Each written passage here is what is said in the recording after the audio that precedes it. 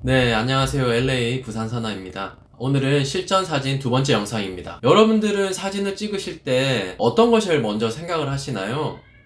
내가 찍는 장소, 모델, 구도, 빛 여러 가지가 있겠지만 저는 사진을 찍을 때 제일 먼저 고려하는 것이 빛입니다. 포토그래퍼란 말 자체가 그리스 말로 포토그래피, 빛으로 그리는 그림이란 뜻입니다. 태양이 있는 곳에서 찍을 때도 있고요. 어두운 곳, 건물 안에서 찍을 때도 있고, 밤에 찍을 때도 있고, 조명을 사용할 때도 있고, 스튜디오 조명을 쓸 때도 있고, 플래시를 쓸 때도 있고, LED 조명, 형광등 여러 가지 인공 조명으로 사진을 찍을 때도 있잖아요. 사진을 찍을 때 쓸 수 있는 모든 빛을 제가 정리를 해서 자료로 만들었습니다. 그럼 이 자료를 보면서 사진을 찍을 때 어떤 빛들이 있고 그런 빛들을 어떻게 활용할 수 있는지를 여러분들께 설명드리겠습니다. 크게 빛을 나눌 때는 자연광이 있고 인공광이 있습니다. 자연광이랑 인공광으로 큰 단락으로 나누는데요. 자연광은 햇빛, 달빛, 별빛, 그 말대로 자연에서 나올 수 있는 모든 빛을 얘기를 하는 것이고요. 인공광은 우리가 쓰는 그 조명, 인공광은 지속광이 있고 순간광이 있는데, 순간광은 이렇게 터지는 조명, 플래시가 있고 스튜디오에서 치는 조명이 있겠죠. 지속광 같은 경우는 밤에 볼 수 있는 가로등 빛도 있을 것이고 백열등, 형광등 여러 가지 조명이 있겠죠. 그런 조명을 이제 인공광 중에서도 지속광이라 얘기를 하고요. 그 다음에 순간적으로 번쩍이는 광은 순간광이라고 얘기를 할 수 있습니다. 자연광도 크게 나눴을 땐 두 가지로 나눌 수가 있습니다. 태양을 기준으로 했을 때 직접 광선을 내리는 직접광이 있고요. 이 빛이 한번 필터링 되던지 아니면 이 빛이 직접적으로 비치지 않고 간접적으로 비춰지는 간접광이 있습니다. 그래서 이 자연광도 두 개의 단락으로 나눠지는데 직접광, 간접광으로 나눠집니다. 그러면 먼저 자연광 중에 직접광에는 어떤 것이 있는지 보겠는데요. 직접광 중에는 순간, 순광, 사광, 측면광, 반역광, 역광, 천체광, 이거를 제가 번역을 하려고 번역하기가 되게 쉽지가 않더라고요. 그래서 한글로 어떤 거는 영어도 넣었고 어떤 거는 한글만 넣었습니다. 첫 번째 저희가 설명드릴 거는 순광이 있고요. 직접광 중에 해가 떴을 때와 해가 졌을 때가 있잖아요. 해가 떴을 때는 해가 떠서 한 2시간, 해가 떴을 때 뭐 동쪽에서 서쪽으로 해가 지는데 해가 뜨고 한 2시간 안에 나올 수 있는 빛이 순광, 사광, 측면광, 반역광, 역광 이렇게 5가지가 있습니다. 예를 들어서 순광은 이런 거예요. 모델이 내 앞에 있는데 해가 모델을 비추는 거죠. 그러니까 해가 내가 찍는 사람 뒤에 있는 거죠. 모델은 나도 보고 해도 보겠죠. 이런 거죠. 해가 뒤에 있는 겁니다. 이렇게 해가 뜨는 거고요. 해가 이렇게 뜨면 모델이 제 앞에 있다고 얘기를 했을 때 나는 모델도 환하게 보이고 배경도 환하게 보이는 경우죠. 랜드스케이프를 찍을 때는 굉장히 좋습니다. 아침에 해가 뜨고 그 다음에 해가 지기 한 2시간 동안 나오는 빛인데, 제가 예제 그림을 보여드릴게요. 랜드스케이프를 찍었던 거를. 모델 아니면 이 풍경이 처음부터 가까이, 근경부터 원경까지 멀리까지 전체가 다 보일 수 있는 광원이죠. 이 조명의 가장 큰 장점은 하늘 색깔을 가장 잘 표현을 할 수가 있고요. 해가 뜨고 해가 질 때 나오는 그 빛깔이 아주 곱습니다. 이게 해가 지는 해라고 생각을 할게요. 이 지는 해가 모델 뒤에 있으면 역광이 되겠죠. 이렇게 되면 반역광이 되겠죠. 옆에서 가면 이거는 측면광이 되겠죠. 앞에서 보면 여기는 사광, 45도에서 떨어지는 빛, 여기는 모델 입장에서 보면 순광입니다. 모델이 지는 해를 보고 있으면 그것을 역시 순광으로 쓸 수가 있습니다. 해가 뜨고 있는데 해를 등지고 찍으면 뜨는 해지만 이 햇빛을 역광으로 볼 수가 있고요. 역광으로도 쓸 수가 있고요. 모델을 내가 찍는 피사체를 어느 위치에 놔두냐에 따라서 순광이 될 수가 있고 역광이 될 수 있습니다. 그림 예시를 보면서 한 번 더 생각해 보시면 쉬울 것 같습니다.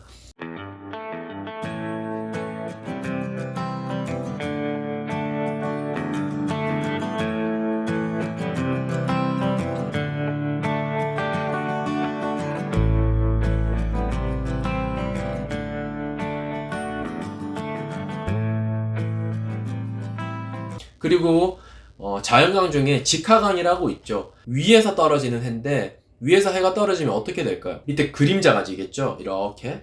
지금 제가 앞에 조명을 켜놨는데 조명을 꺼볼게요. 어떻게 될까요? 밑으로 그림자가 지는 거죠? 그리고 약간 위에서 떨어져도 해가 그림자가 지겠죠. 이런 식으로. 그래서 인물 촬영을 할 때는 직화광일 때, 한낮일 때 촬영하는 것을 굉장히 꺼려합니다. 저도 마찬가지고요. 예를 들어서 이런 경우에는 그늘로 들어가야 되고요. 그늘로 들어가서 빛을 한번 필터링 하거나 아니면 차라리 구름이 뜬 날, 하늘에 직화광이지만 구름이 떴을 때 들어오는 빛을 투과광이라고 얘기를 하는데, 구름으로 한번 필터링을 해주는 거죠. 그러면 빛이 은은하게 부드럽게 들어오는 거죠. 약간 구름이 있는 날이 사진 찍기는 더 좋을 수가 있습니다. 빛도 그렇잖아요. 강한 조명이 한 번에 내 얼굴로 퉁 들어오는 것보다는 앞에 소프트박스를 뭔가 한 번 더 필터링을 해줘서 조명이 들어올 때 더 사진이 부드럽게 보이는 것처럼, 위에서 떨어지는 빛도 대낮 한낮보다는 한 번 더 필터링해서 보이는 빛이 더 부드럽겠죠. 그런데 이것도 팁이, 이렇게 위에서 치지만 이 빛이 약간 뭐 2, 3시, 3, 4시 정도? 아니면 뭐 11시, 완전 탑보단 약간 옆에 있는 빛이 있을 수도 있겠죠? 이렇게 약간 완전 위에서보단 이런 빛이 거의 대부분이잖아요. 이렇게. 그럼 그 빛을 보면서 뒤쪽으로 보면 이걸 역광처럼 쓸 수도 있고요. 이렇게 측광처럼 쓸 수도 있고 순광처럼 쓸 수도 있는데, 이때는 반사판을 대준다든지 아니면 조명을 쳐서 그림자가 나는 부분을 보조광으로 써서 그 부분을 없애주는 것도 굉장히 중요하고요. 그것도 힘들 때는 그냥 그늘에서 찍는 게 더 안전합니다. 입사광이라는 빛은 창가를 통해서 들어오는 빛인데, 실내에서 창가를 통해서 들어오는 경우를 입사광이라 하고요. 이런 입사광으로 찍을 수 있는 빛은 뭐 음식 사진이라든지 좀 더 빛이 부드럽게 들어오기 때문에 모델 촬영을 할 때도 쓸 수가 있고요. 아니면 신부 대기실에서 빛이 들어오는 창가에 약간 드라마틱한 조명에 효과를 낼 수가 있는 게 입사광입니다. 차단광은 간단히 그늘에서 찍는 빛으로 생각하면 되는데, 그늘 안에 들어가면 실제로 우리가 생각하는 것보다 굉장히 어두워요. 그래서 셔터 스피드가 굉장히 많이 떨어지고 노출이 많이 떨어집니다. 사진이 흔들리지가 않게 노출을 신경 쓰면서 찍는 게 굉장히 중요합니다. 투사광이라고 있어요. 투사광. 말이 되게 어려운데, 투사광은 해가 뜨기 전, 해가 진 후에 나오는 빛. 해가 뜨기 전에도 약간 빛이 올라오고 해가 진 후에도 빛이 이제 약간 보이잖아요. 그 빛으로 찍는 뭐 풍경이라든지 그런 느낌의 사진의 빛을 얘기를 하는데, 그림 예시를 보면서 이해하시면 훨씬 더 빠를 것 같습니다. 제가 이제 설명드릴 것은 인공광에 대해서 설명을 드릴게요. 인공광은 지속광이 있고 순간광이 있습니다. 지속광에는 LED 라이트, 형광등, 그리고 우리가 밖에 나갔을 때 가로등, 지속적인, 그 말대로 밖에서는 지속광을 가진 조명을 다 지속광으로 얘기를 할 수가 있고요. 이거를 굳이 나누자고 하면 인사이드냐 아웃사이드냐에 대해서만 생각을 하면 되고요. 그렇게 기본적인 거는 큰 차이가 없습니다. 그런데 형광등이랑 LED를 찍었을 땐 굉장히 큰 차이가 있습니다. 특히 영상을 찍었을 때는 뭐 백열등이나 형광등 밑에서 찍었을 땐 떨리는 그런 현상이 있는데, 그거는 이 부분에 대해서는 제가 다음에 자세히 한번 설명드리도록 하겠습니다. 그리고 순간광은 우리가 스튜디오에서 쓰는 조명이 있죠. 이렇게 팡팡 터지는 조명이 있고요.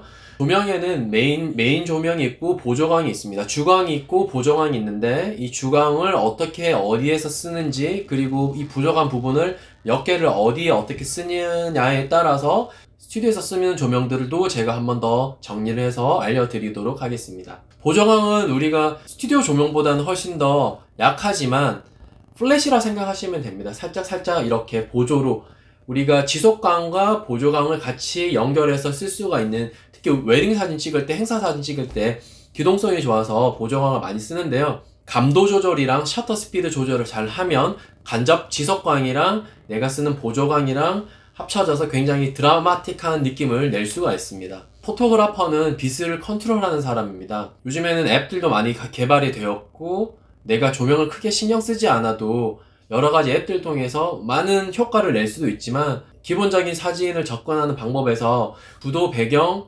여러가지가 있겠지만, 저는 사진을 찍었을 때 조명을 가장 중요하게 생각을 하고요.